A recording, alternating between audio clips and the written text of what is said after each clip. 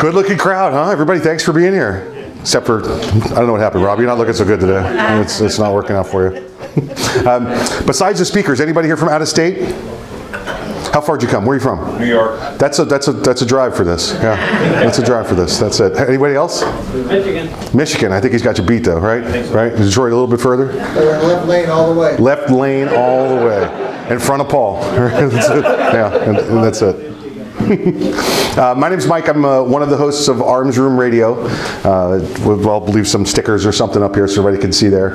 And I want to talk a little about education, but Arms Room Radio first. I want to see the guy here in the cowboy hat over here.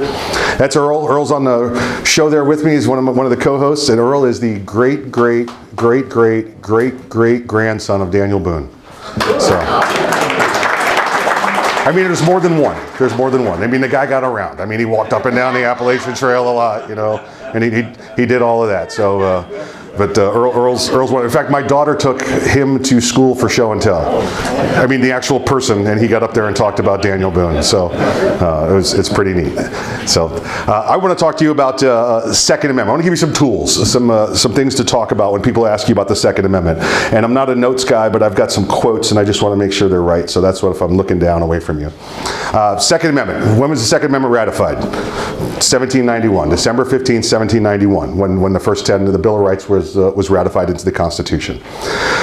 We're going to do a little audience participation here. Can everybody say, shall not be infringed? Shall not be infringed. Shall not be infringed. Okay, when I put my hand up, say, shall not be infringed, all right? There's controversy, it has always been controversy over what the Second Amendment means.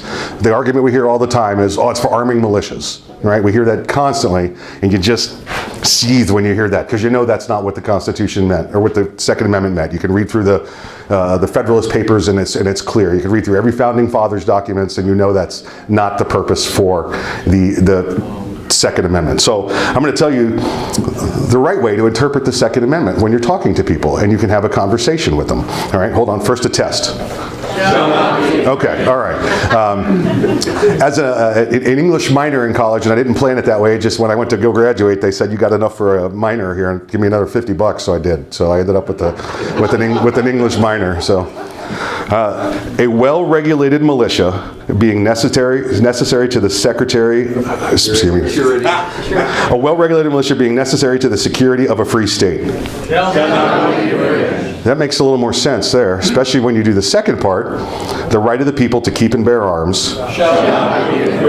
That's how the Second Amendment reads when you take that comma and you replace it with the second clarifier at the end. So the Second Amendment reads, when you interpret it, as a well-regulated militia being necessary to the security of a free state, and the right of the people to keep and bear arms, make it a little easier to understand. We don't have to be confused about arming militias anymore. What is a militia? So when they want to get deeper into it and talk to you about a militia. All right. Title 10 U.S. Code 246, Militia Composition and Classes, and this has been the same for a very long time. The militia of the United States consists of all able-bodied males at least 17 years of age, except as provided in some other subsections, and under 45 years of age. That's the able-bodied militia. They break that down into two separate sets, the regular militia and the irregular militia. The regular militia are those that wear a uniform to work, the National Guard or the reserves, or the state forces that many of the states have. That's the regular militia. Who is the irregular militia? Everybody that's not them. That's right. Okay? So I don't know if anybody here is reserves or not, or military. If you're not, you are, if you're 17 to 45, the regular militia. Excuse me, the irregular militia. They've extended that after that. Case law has shown that it's everybody, the age doesn't stop at the top.